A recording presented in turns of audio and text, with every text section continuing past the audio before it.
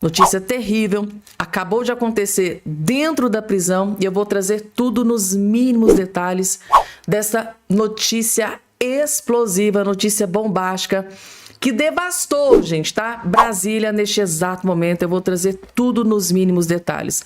Outra bomba que eu vou trazer para vocês, gente, tá? O ministro, né, o presidente da Suprema Corte, o presidente do STF, Edson Fachin, partiu para cima do ministro Alexandre de Moraes. E eu vou trazer aqui também esta bomba nos mínimos detalhes. Edson Fachin partiu para cima do Moraes e o motivo, gente, vocês vão ficar incrédulos. Claro que eu vou trazer essa informação para vocês também. E Lula da Silva, gente, que entrou em desespero após uma notícia urgentíssima e gravíssima que acabou de ser confirmada aqui também agora, direto de Brasília, gente, tá? Se o Lula tá desesperado, é porque a tragédia foi muito grande. Eu vou explicar tudo nos mínimos detalhes. Rapidinho, antes de tudo e qualquer coisa, não esqueçam de se inscrever aqui embaixo no canal, ativar o sininho das notificações e compartilhar o vídeo o máximo possível que vocês puderem. Vocês estão preparados, gente, tá? Tem que estar preparado, porque é uma pancada atrás da outra que eu vou trazer a partir de agora nesse boletim para vocês. A informação que eu recebi de bastidor é que o Lula ficou devastado com essa notícia. Ele tem que estar devastado, tem que estar muito preocupado. Nossa, gente, olha o comentário aqui em cima. Nossa, gente, o Flávio já começou a abrir distância. Já são quase 3 pontos de vantagem em cima do Lula da Silva, gente. Quase fora da margem de erro. E o Lula tá num completo desespero, gente. Tá o Palácio do Planalto, o clima é de velório e de desespero. Vocês vão entender por quê. Porque saiu nova pesquisa e o Flávio Bolsonaro subiu um pouquinho mais para desespero do Lula. Vejam só. Uma pesquisa Futura Apex divulgada hoje mostra que os pré-candidatos Lula e Flávio Bolsonaro empatariam tecnicamente em um eventual segundo turno das eleições nesse ano. Vamos aos números.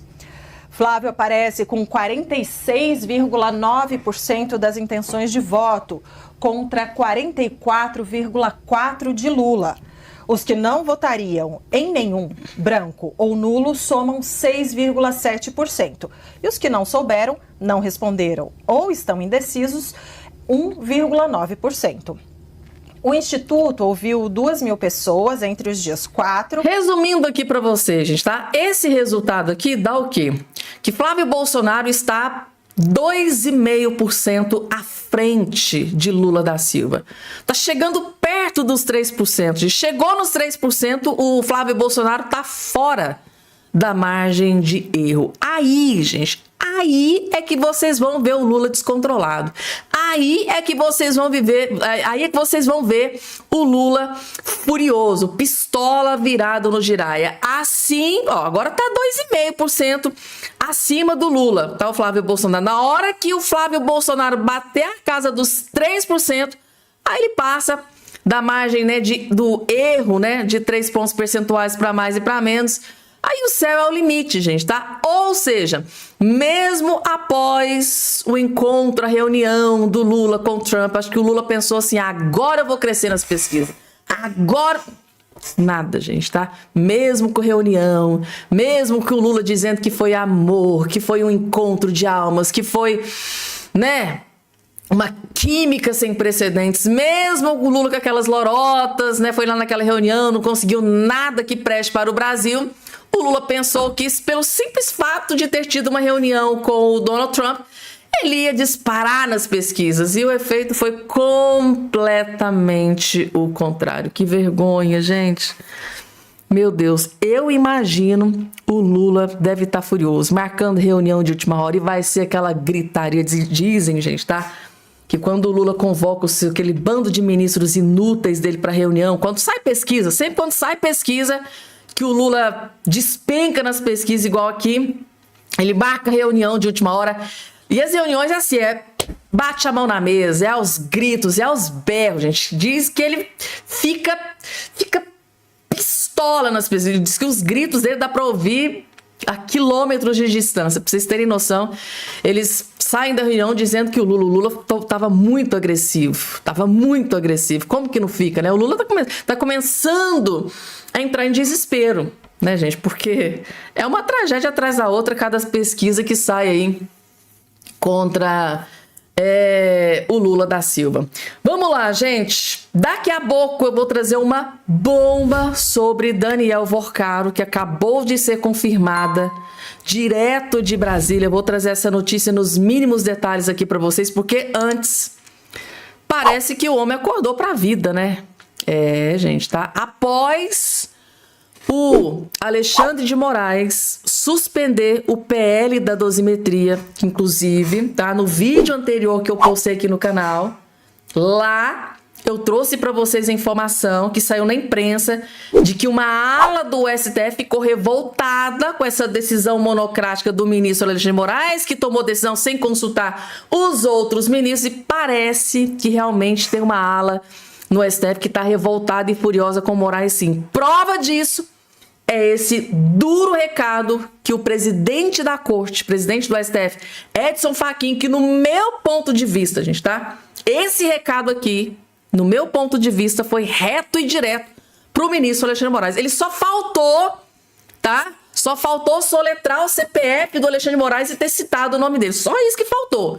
Porque no resto, se você fechar os olhos e escutar, dá pra, assim, a gente interpreta que esse duro recado foi para o ministro Alexandre de Moraes.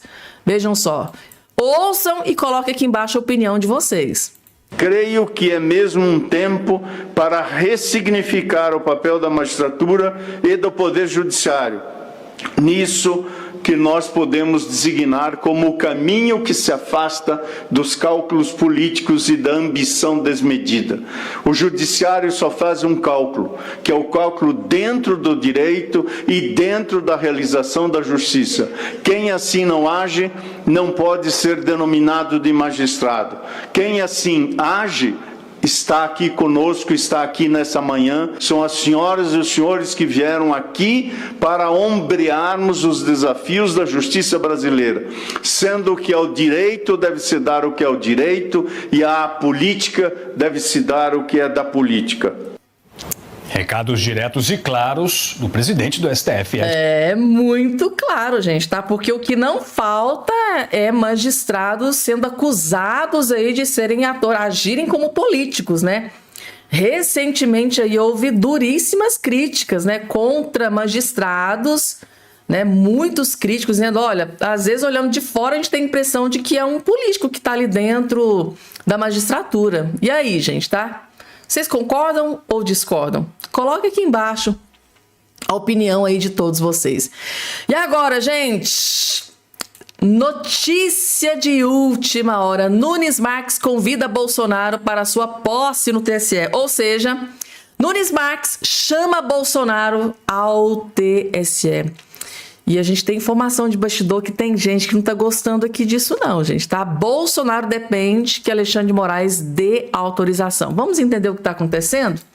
Tá aqui, Nunes Marques convida Bolsonaro para sua posse no TSE. Nada mais justo, né, gente, tá? Se hoje Nunes Marques ocupa essa vaga tão almejada, tão desejada por vários advogados e juristas do país, é graças a Jair Messias Bolsonaro. E tá aqui, o ministro do STF, Cássio Nunes Marques, seguiu o protocolo e convidou todos os presidentes da República ainda vivos para sua posse no TSE nesta terça-feira, dia 12. E isso inclui o ex-presidente Bolsonaro, que cumpre pena de 27 anos em regime domiciliar. A presença de Bolsonaro na cerimônia dependeria de uma autorização especial de Alexandre de Moraes. Relatou do processo, qual levou à prisão do responsável por tomar todas as decisões cautelares relativas ao cumprimento de sua sentença. Além de Bolsonaro, foram convidados outros presidentes da República. Ou seja, o Jair Messias Bolsonaro depende da autorização do ministro Alexandre de Moraes. Gente, quero todos vocês colocando a opinião de vocês aqui embaixo. E aí? Agora que são elas. E aí, vocês acham que o ministro Alexandre de Moraes vai autorizar ou vai barrar a participação de Bolsonaro na cerimônia de posse do novo presidente do TSE, Cássio Nunes Marques, gente, tá? E aí? Qual será a decisão do ministro Alexandre de Moraes? Vai deixar ou não vai deixar o Bolsonaro participar? Ai, gente, eu faço questão de fazer campanha aqui para ver a opinião de vocês. Vamos lá, porque tem mais, gente, tá? Deixa eu trazer aqui essa informação sobre, daqui a pouco, gente, tá? Uma notícia urgentíssima, gravíssima. Acabou de acontecer dentro da prisão. Mas antes, deixa eu trazer aqui para vocês esse vídeo, trazendo aqui, gente, uma notícia que acendeu um alerta gigante. Eu acho que tem muitas autoridades de Brasília que não vai dormir essa noite, porque realmente a notícia é trágica. Muitas autoridades devem estar muito preocupadas. Vocês vão entender. A Polícia Federal vai fechar o caso do Banco Master sem delação, aquela delação fajuta, mequetrefe do Daniel Vorcaro, que ele quis engabelar a Polícia Federal e o André Mendonça, parece que não colou, não deu certo. Pois a Polícia Federal já descobriu tudo com as novas provas. Ou seja, a Polícia Federal está dizendo o seguinte: Daniel Vorcaro, pega aquela delação fajuta mequetrefe, enfia, sei lá, onde você quiser, porque nós aqui, né, com os nossos recursos, conseguimos provas mais do que suficientes contra várias autoridades de Brasília e não vamos precisar da sua ajuda. Agora, a Polícia Federal está dizendo o seguinte: olha, nós já temos provas mais do que suficientes que comprometem várias autoridades de Brasília. Não vamos precisar de você, Daniel Vorcaro. Aí, eu acho que deve ter muitas autoridades que estão muito preocupadas com essa notícia. Vocês vão entender, vejam só. As novas descobertas da Polícia Federal sobre a fraude bilionária envolvendo o Banco Master podem deixar a delação premiada de Daniel Vorcaro em segundo plano. Os investigadores acreditam ter um conjunto de provas mais extenso e novos personagens que surgiram na quinta fase da Operação Compliance Zero, como o senador Ciro Nogueira, considerado um dos líderes do Centrão. Com a prisão de Felipe Vorcaro, primo do dono do Master, e os materiais apreendidos pela Polícia Federal em endereços ligados a Ciro Nogueira, além de 8 celulares e computadores de Daniel Vorcaro, as autoridades avaliam que podem concluir o inquérito mesmo sem a delação. Para a Polícia Federal e para a Procuradoria-Geral da República, Vorcaro tenta fazer uma colaboração seletiva, poupando nomes e escondendo o suposto destino do dinheiro desviado nas fraudes. A Polícia Federal também comunicou à defesa do banqueiro que novas fases da operação devem ocorrer, mesmo enquanto aguarda o fechamento de um acordo. Com isso, as autoridades não descartam a possibilidade de rejeitar a proposta dos advogados de Vorcaro por falta de informações inéditas. Além de apresentar novos dados, a lei exige que o delator forneça provas substanciais das declarações, como documentos, vídeos, fotos e gravações, e outros materiais que possam corroborar com os relatos. Caso o empresário tenha a delação negada, deve seguir preso enquanto aguarda a tramitação do processo. Preso há mais de 2 meses, Vorcaro tem pressionado os advogados para apresentarem um pedido de habeas corpus. Nos bastidores, a avaliação é que a concessão de liberdade seria praticamente impossível diante da quantidade de elementos probatórios e da pressão da sociedade sobre o caso. A quinta fase da Força-Tarefa aprofunda as investigações sobre as relações políticas de Daniel Vorcaro com figuras influentes do Centrão e aumenta a pressão sobre o dono do Master em busca de novos nomes que possam ampliar a investigação. Além de Ciro Nogueira, outros personagens do Centrão podem estar na teia de Vorcaro. O presidente do União Brasil, Antônio Rueda, teria voado em um helicóptero do dono do Master após participar do Grande Prêmio de São Paulo de Fórmula 1 em novembro de 2024. Daniel Vorcaro está preso preventivamente desde 4 de março. A prisão ocorreu no âmbito da terceira fase da Operação Compliance Zero, que investiga a venda de carteiras de crédito fraudulentas ao Banco de Brasília, o BRB. E para mais informações sobre o caso Resumindo aqui para você, gente, é o seguinte: demorou, né? Demorou. Aí a defesa, o Daniel Vorcaro, foi lá, entregou a delação para a Polícia Federal. A Polícia Federal foi lá, leu todo o documento e percebeu que o Daniel Vorcaro estava omitindo informações, estava escondendo informações, estava protegendo autoridades. Aí André Mendonça e a Polícia Federal, que não é bobo e nem nada, olha, essa delação fajuta mequetrefe aqui para nós não tem nenhuma serventia. Então, basicamente, pegou e jogou na lata do lixo. Literalmente, claro, gente, tá? Ou seja, a Polícia Federal está aqui mandando um duro recado. A gente não precisa de Daniel Vorcaro para encontrar os criminosos, né?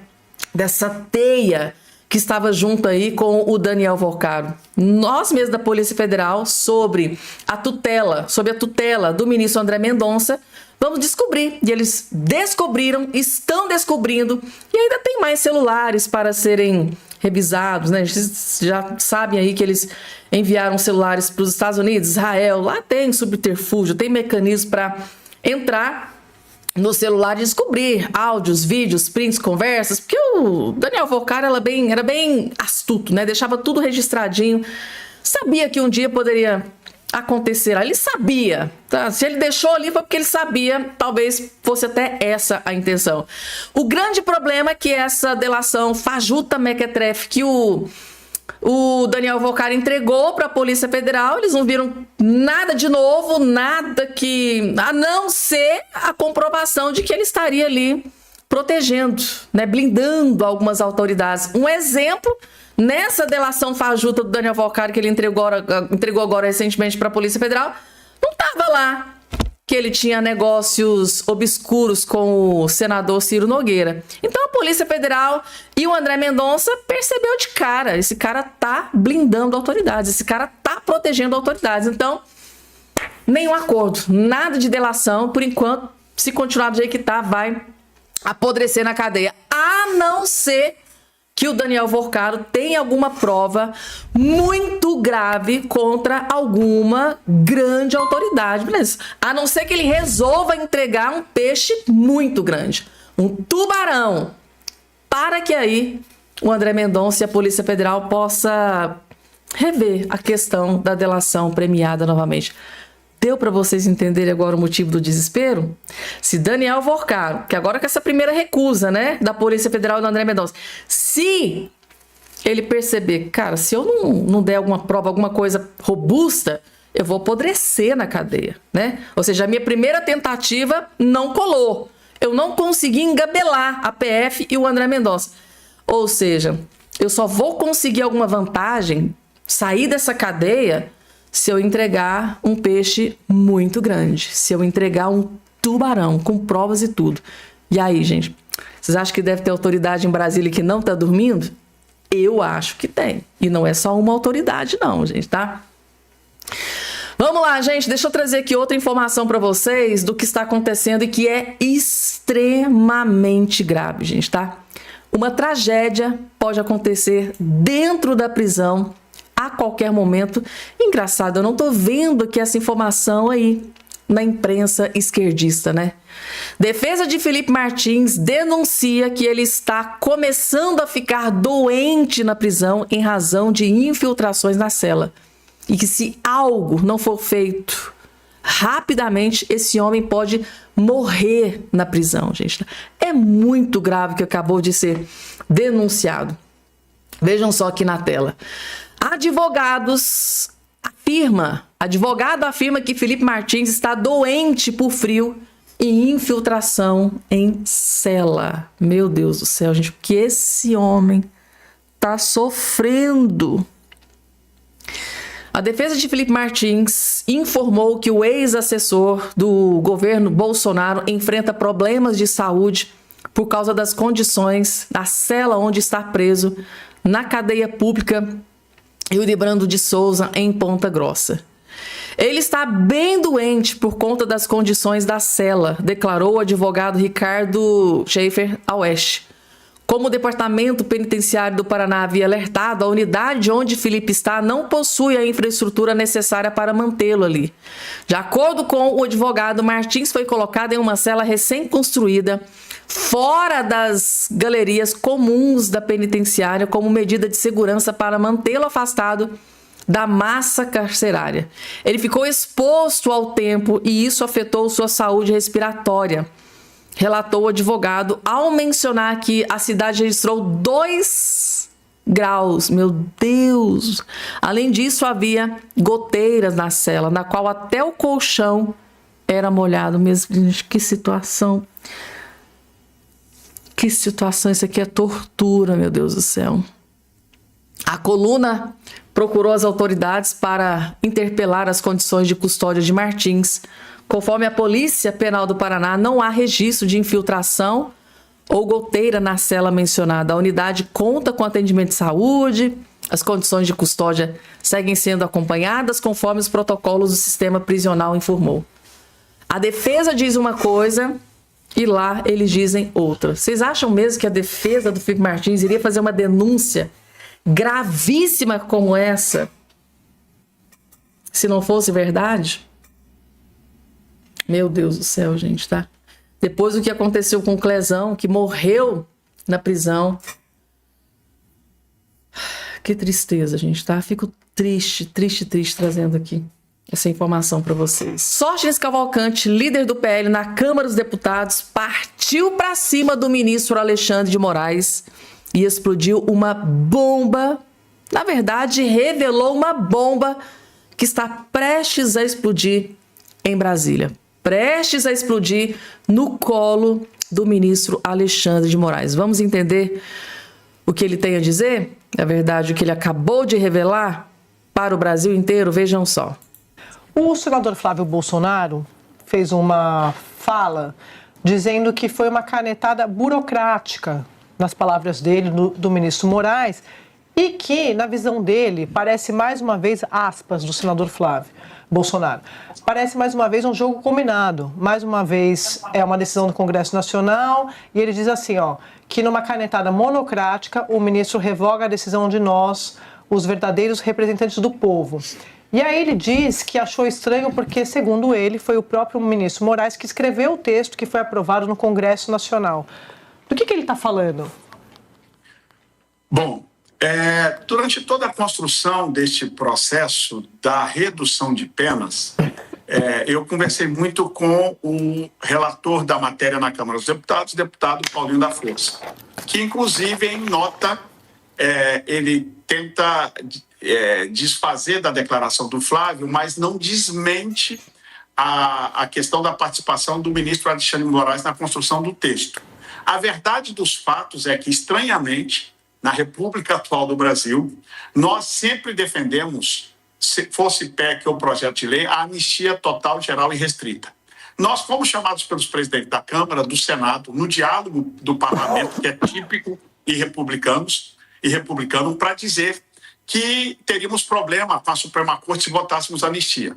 O que a Suprema Corte aceitaria era essa redução de penas, o que para mim já é um reconhecimento do erro das penas aplicadas pelo STF.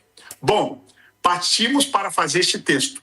E durante todo o período, e aí eu também sou testemunha e quero corroborar com a fala do Flávio Bolsonaro, o relator, deputado Paulinho da Força, falava, eu vou alinhar também com a STF. Em alguns momentos ele falava, vou inclusive conversar com Alexandre de Moraes. Este texto teve sim a interferência e a participação da Suprema Corte, o que para mim não deveria ser desta forma. Mas ultimamente, nós, para buscarmos fazer minimamente justiça às pessoas do 8 de janeiro, era o que nós tivemos que nos submeter a texto conversado, dialogado com o STF. Houve sim a participação e consulta por parte do relator, alguns ministros do STF, e este texto, na nossa avaliação, era um fruto de um acordo falado, mostrado pelo relator, deputado Paulinho da Força, em vários momentos. E o que, estranhamente, nós não conseguimos entender é que se tudo foi conversado com, inclusive, o ministro Alexandre de Moraes, por que dessa decisão esdrúxula e 24 horas após, menos que 24 horas após a sanção pelo Congresso Nacional.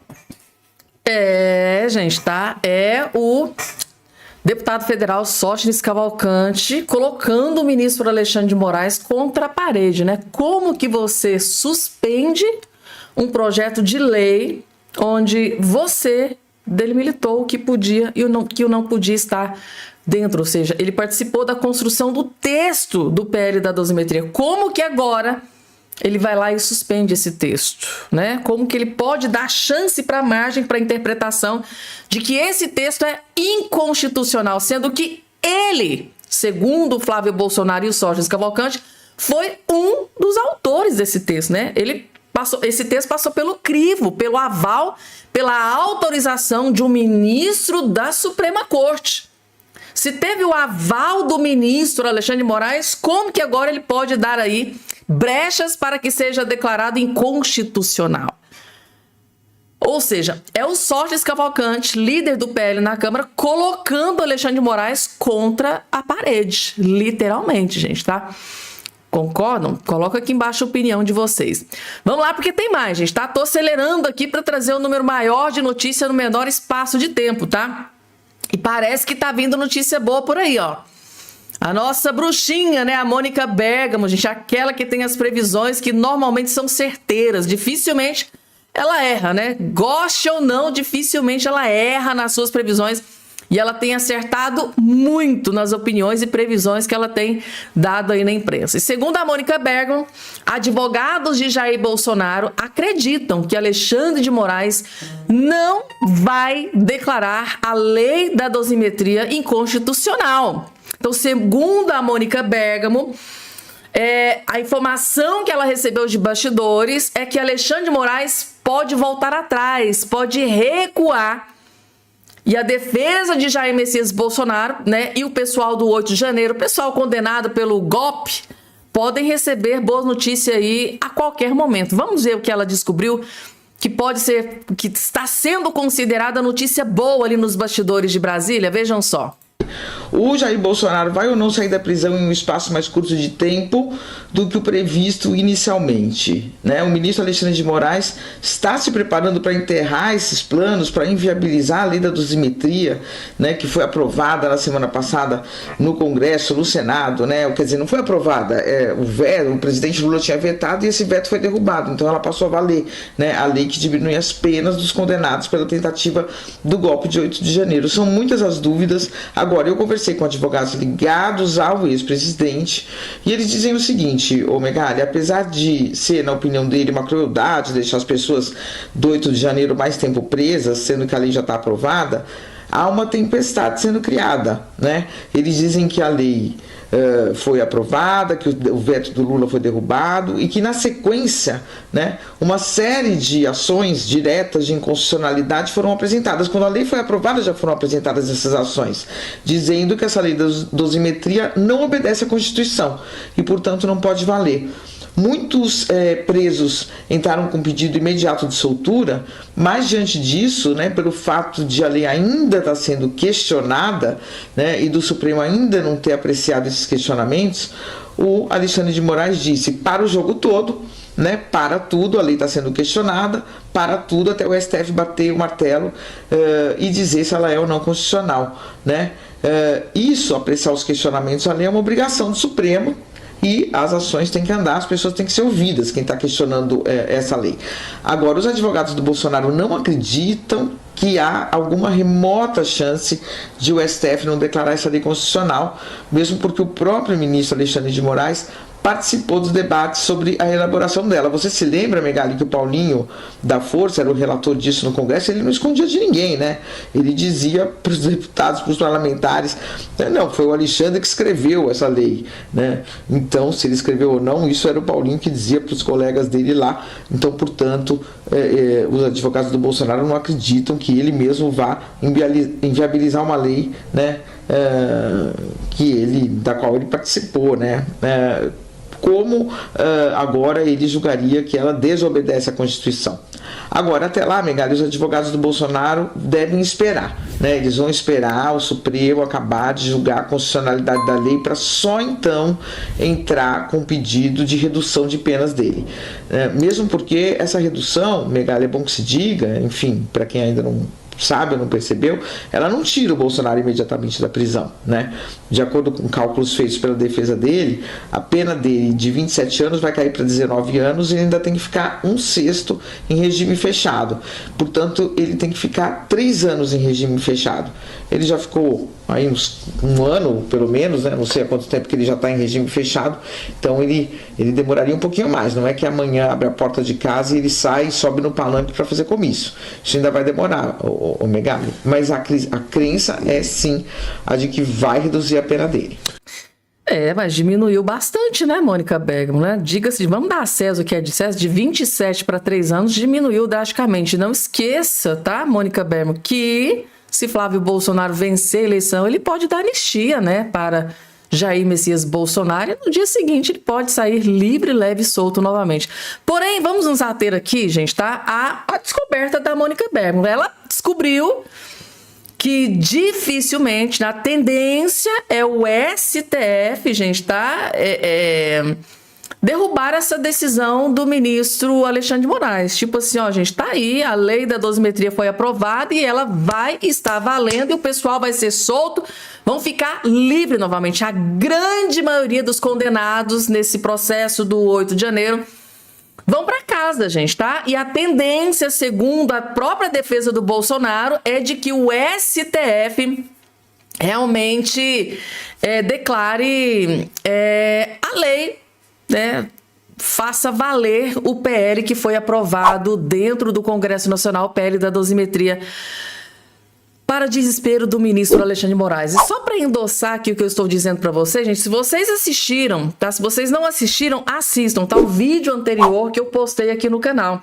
Lá no vídeo anterior, eu estou aqui trazendo para vocês uma notícia que saiu em Brasília, de que ministros da Suprema Corte, tá? Aliados, os colegas do Alexandre de Moraes lá dentro do STF, uma ala do STF, explicando melhor aqui para vocês, uma ala de ministros do STF ficaram furiosos com essa decisão drástica de Alexandre de Moraes. Ele foi lá, tomou a decisão, sem consultar os outros ministros do STF, foi lá, numa canetada, tomou essa decisão drástica, porém esses ministros já alertaram, essa decisão do Moraes, que ele tomou aí, que surpreendeu, né? Chocou o Brasil inteiro, vai precisar do aval do STF. Então, uma grande ala no STF, né, gente, segundo ali a coluna do jornal que eu trouxe no vídeo anterior para vocês, eles descobriram que uma grande ala, que a tendência é dos ministros do STF, do STF manter o PL da dosimetria e tirar todo esse povo aí da prisão aí já nos próximos dias. Então, é notícia boa, tá? É notícia boa aqui e é notícia boa no vídeo anterior que eu trouxe ali algumas riquezas de detalhes